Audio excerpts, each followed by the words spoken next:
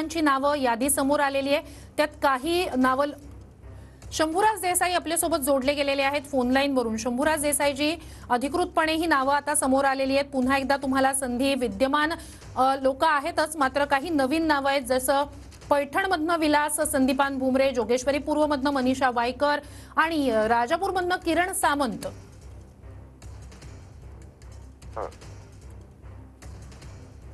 शंभूराज देसाईजी, माझा आवाज तुमच्यापर्यंत पोहोचतोय? विद्यमानांना उमेदवारी आहेच, त्या व्यतिरिक्तही काही नवीन नावं आहेत।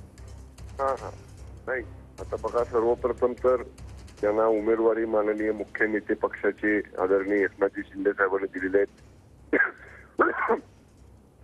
त्या सगळ्यांच्या वतीनं आम्ही माननीय मुख्य नेते एकनाथजी शिंदे साहेबांचं मनापासून आभार मानतो, त्यांचं मनापासून ऋण व्यक्त करतो। आणि उमेदवाऱ्या देताना माननीय शिंदे साहेबांनी पूर्ण त्या विधानसभा क्षेत्राचा आढावा अगोदरच घेतलेला आहे। पदाधिकारी असतील, आजी माजी आमदार असतील, या सगळ्यांच्याकडनं आणि विशेषतः शिवसैनिकांच्याकडनं उमेदवारी कुणाला द्यावी या बाबतीतली सगळी चाचपणी या अगोदरच पक्षाकडनं करण्यात आली होती।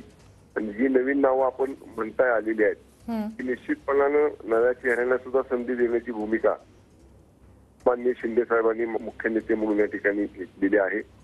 आणि आम्ही एवढंच सांगू की जी नावं जाहीर झालेली आहेत, आम्ही सगळेजण माननीय शिंदे साहेबांच्या विश्वासाला सार्थ उतरण्याचं काम आमच्या मतदारसंघामध्ये, आमच्या जिल्ह्यामध्ये आम्ही सगळेजण करू।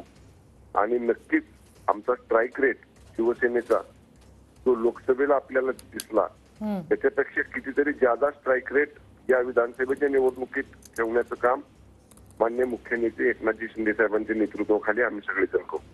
शंभूराज देसाईजी, किती जागांवर शिवसेना लढणार आहे? काय फॉर्म्युला ठरलाय महायुतीचा? काय झालं मॅडम, गेली 5-6 दिवस मी पूर्ण मतदारसंघामध्ये आणि जिल्ह्यामध्ये आहे, त्यामुळे मी मुंबईला आलेलोच नाही आणि माझी माननीय मुख्यमंत्री महोदयांच्या बरोबर चर्चा देखील झालेली नाही। आणि त्यामुळं पण जेवढा काही जास्तीत जास्त संख्या उमेदवारीची ती शिवसेनेला मिळायला पाहिजे याच्यासाठी आम्ही आग्रही आहोत। आणि मला विश्वास आहे महायुतीत चांगला वाटा, समाधानकारक वाटा हा शिवसेनेला मिळेल। आणि त्यातलं सुद्धा आम्ही आमचा स्ट्राईक रेट हा अत्यंत चांगला ठेवून घवघवीत यश शिवसेनेला पक्षाचे मुख्य नेते आदरणीय एकनाथजी शिंदे साहेबांच्या नेतृत्वाखाली मिळेल। नक्कीच शंभूराज देसाईजी, विश्वास तुम्ही व्यक्त करताय, मात्र आता वेळ कमी आहे, आजची 22 तारीख आहे।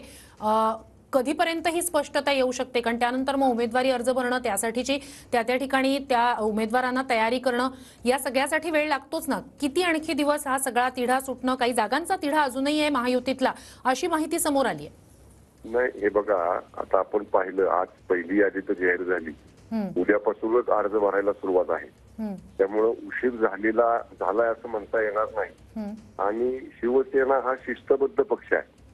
आमच्या पक्षामध्ये एकदा पक्षाच्या नेतृत्वानं निर्णय दिला आणि उमेदवारीच्या संदर्भातला त्यांची भूमिका स्पष्ट झाली।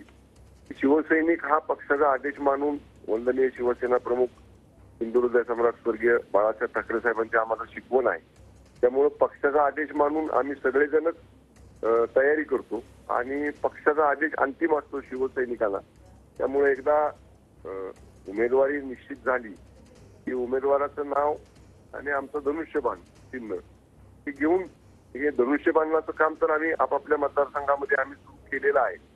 म्हणजे जे मतदारसंघ संभाव्य आम्हाला वाटत आहेत पक्षाकडे येतील, कारण जे विद्यमान आमदार आहेत किंवा जिथं मागच्या वेळी आम्ही दुसऱ्या क्रमांकावरती होतो, या सगळ्या गोष्टी विचारात घेऊन आमची पूर्व तयारी आहे।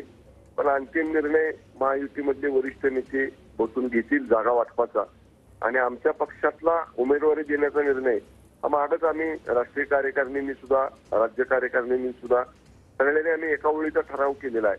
हे सर्व अधिकार आम्ही मुख्य नेते माननीय एकनाथजी शिंदे साहेबांना दिलेले आहेत, त्यामुळे त्यांच्या आदेशानं ज्याला उमेदवारी मिळेल त्याला घवघवीत मतानं निवडून आणणं ही आमची सगळ्यांची जबाबदारी आहे, हे आम्ही यशस्वीपणे पार करू। शंभूराज देसाईजी, जोगेश्वरी पूर्वमधनं मनीषा रवींद्र वायकर यांना उमेदवारी आहे, पैठणमधनं विलास संदीपान भुमरे यांना उमेदवारी आहे, राजापूरमधनं किरण सामंतांना उमेदवारी आहे, तर खानापूरमधनं सुहास अनिल बाबर यांना उमेदवारी आहे। विशेषतः जोगेश्वरी पूर्वबद्दल, कारण त्या जागेवर भाजपकडून सुद्धा दावा केला जात होता, भाजपकडून त्या ठिकाणाहून इच्छुक होते, मात्र तरी आता तुम्ही उमेदवारी त्या ठिकाणी मनीषा वायकर यांची जाहीर केली आहे। नाही बघा, आता ही जागा वाईकर साहेब खासदार झाल्यानंतर त्या जागेवरती या ठिकाणी आता ताईंना उमेदवारी या ठिकाणी मिळाली आहे. आणि ते मी मगाशी सांगितलं ना आपल्याला, जसं की त्या मतदारसंघामधल्या शिवसैनिकांचं काय मत आहे, त्या मतदारसंघातल्या एकूण सर्वसाधारण सर्व नागरिकांचं काय मत आहे, ह्या सगळ्या गोष्टीचा कानोसा आढावा पक्षाकडनं फार आधीपासून घ्यायला सुरुवात झाली होती.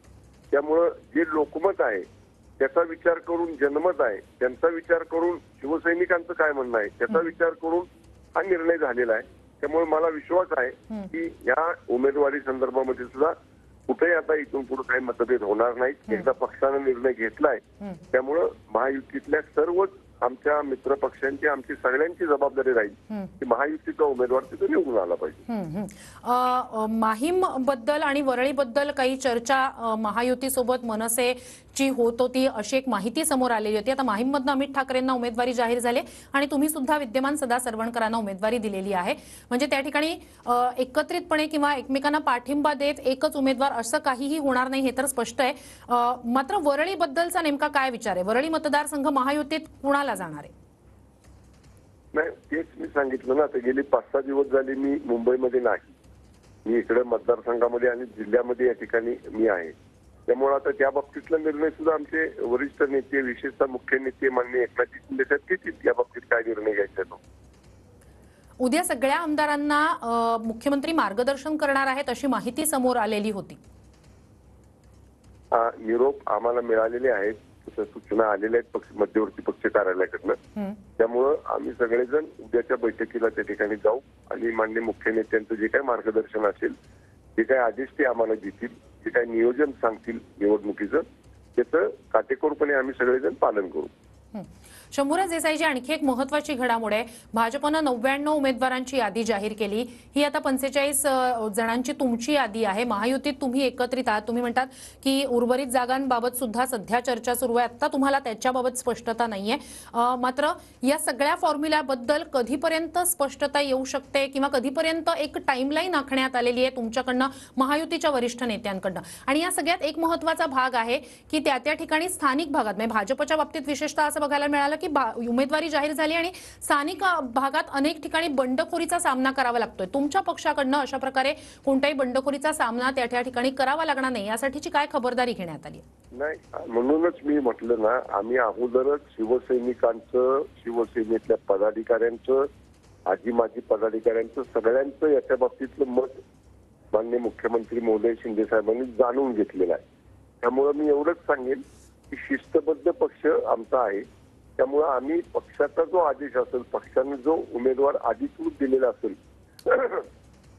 त्याला निवडून आणणं हीच आमची प्राथमिकता असते. ते कसं असतं, एका जागेवरती 3-4 जण आग्रही राहतात, उमेदवारी मागतात, उमेदवारी मिळवण्यासाठी प्रयत्न देखील खूप करतात. पण शेवटी सगळ्या जणांचंच काय असतं मत की बाबा पक्षाने निर्णय जो घेतला तो आम्ही मान्य करू. नक्कीच. त्यामुळे आता पक्षाचा निर्णय जिथं जिथं झालाय तो यशस्वी करणं, याच्यासाठी आता सगळेजण आम्ही एकत्र हातात घालून काम करू. नक्कीच. धन्यवाद शंभूराज देसाईजी, तुम्ही आमच्याशी संवाद साधला त्यासाठी. कोपरी